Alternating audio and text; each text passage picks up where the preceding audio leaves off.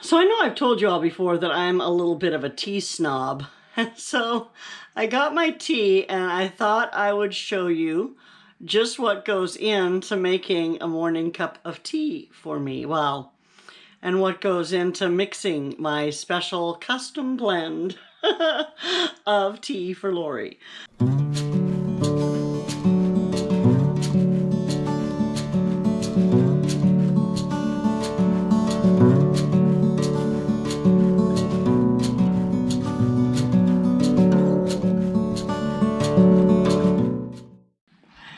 Yeah, okay, so I mix a green tea. It's actually an Earl Grey green tea from the Banff Tea Company, which is in Banff, Alberta.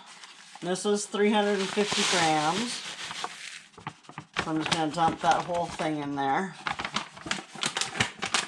And then this is just straight black Earl Grey tea.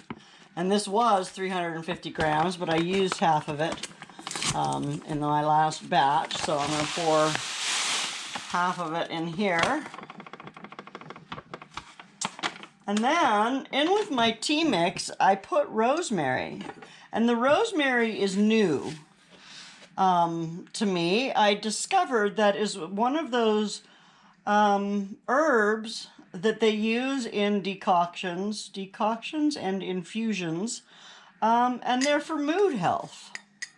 So I thought, what the heck, it can't hurt. So I'll throw about 3 heaping tablespoons of rosemary into this. And then I'll stir it all up. And that's it. That smells so good. Nothing nicer than fresh tea. Okay, and then I actually filled this earlier, but so I have my tea jug. This is actually from Taiwan. The neighbor's son, who lives in Taiwan, brought it as a thank you when I was his travel agent and booked his flights over here for his family. Anyway, so that's what I keep my tea in. And, oh, where did I put it?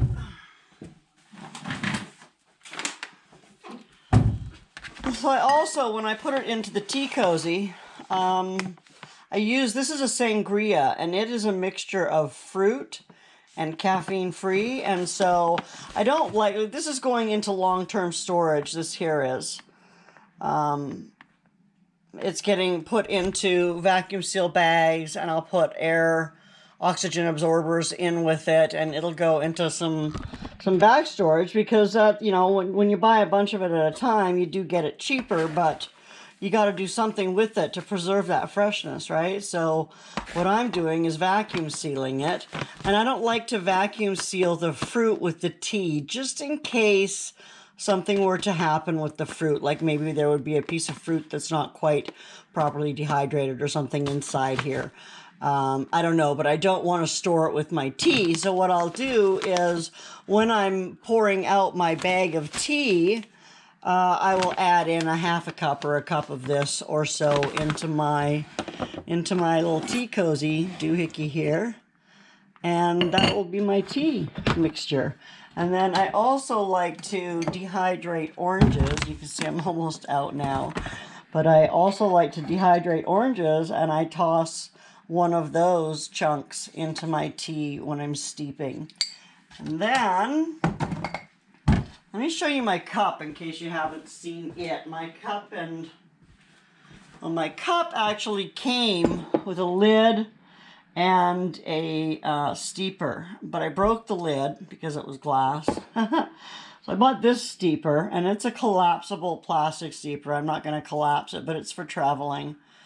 And so when you use it, it also has a lid. And the purpose of the lid is that when you heat the stuff in your tea, particularly like for the rosemary that I added to it and any other herbs I might add to it, the steam releases the essential oils, and you do not want all of that goodness from the essential oils to just evaporate into the air. So you always want to make sure that you have a lid on your tea. So, and I actually just discovered that not too long ago when I was looking into how to make more natural goodness out of herbs and stuff. And yeah, that was one of the things, was that you cover it.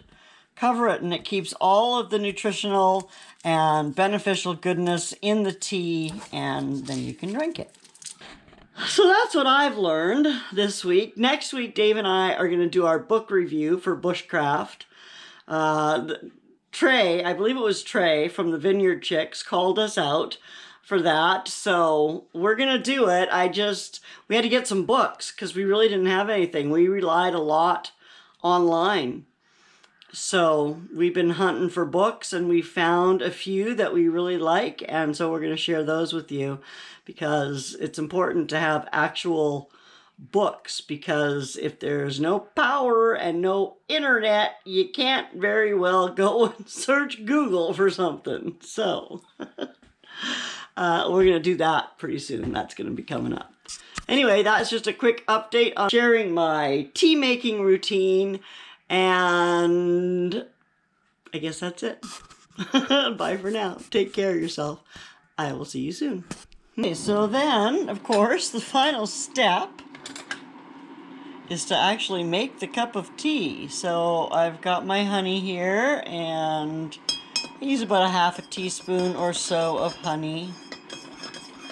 And I stir it around in my water at the beginning, because if I don't do that, then it just sits at the bottom, and then the end of my cup of tea is just a sweet, nasty mess. Like really sweet. So, and then this goes in. I grab a piece of my dehydrated orange. Toss that in there. And then I grab a heaping teaspoon of my tea mix and put that in there. And I tuck the lid on. And I usually let it steep for about 10 minutes. I don't know how long you're supposed to let it steep. I know for an infusion, you're supposed to let it steep for about 10 minutes. So I was doing that long before I found out that you're supposed to do that for an infusion, because that is something I just discovered. But anyway, that's it. That's my tea.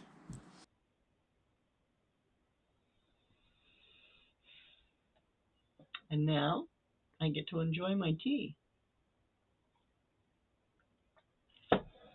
I have to tell you, if there's one thing that I have learned about being prepared in the case of an emergency, or even in the case of, say, a loss of income, when you do have extra income, put it towards your preparedness. Put it towards your extra food. Put it towards your indulgences that you like to not live without. For example, my tea. It's a little bit of an indulgence, but when I'm working full time, it is an indulgence that we can afford. And so when I can afford it, I stock up, which is what I did here. And now that tea that I bought now, that should last me for a year anyway. I shouldn't have to be thinking about buying tea again until next year. Anyway, we'll see. We'll see how long it lasts, and that will tell me how much to order the next time. But I do much prefer drinking my tea, bulk tea. It's cheaper, it tastes better. You can make your own custom blends. I do like, black tea by itself for me gets a little bit stringent or acidy. Adding a little bit of green tea in there always seems to help, and I like a little bit of fruit. And now I like the taste of rosemary. Only in my tea. I still don't think I'm going to be cooking with it. But anyway, so thanks for coming and hanging out with me. And I did want to talk a little bit about the holidays. I know, myself included, even the happiest of people can get a little down at the holidays. There's always some memory that we remember that you know is maybe not the best. Or maybe it is. Maybe it is a fantastic, wonderful memory, and that's something that we miss because it's maybe not present now. There's always a reason for people to get down during the holidays. There's so much expectation. Um, and I just want to say, don't put that on yourself, right? The holiday, Christmas is a time to celebrate the birth of Jesus.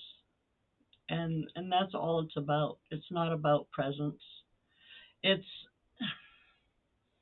it's like we've already been given the very best present that we could ever have been given.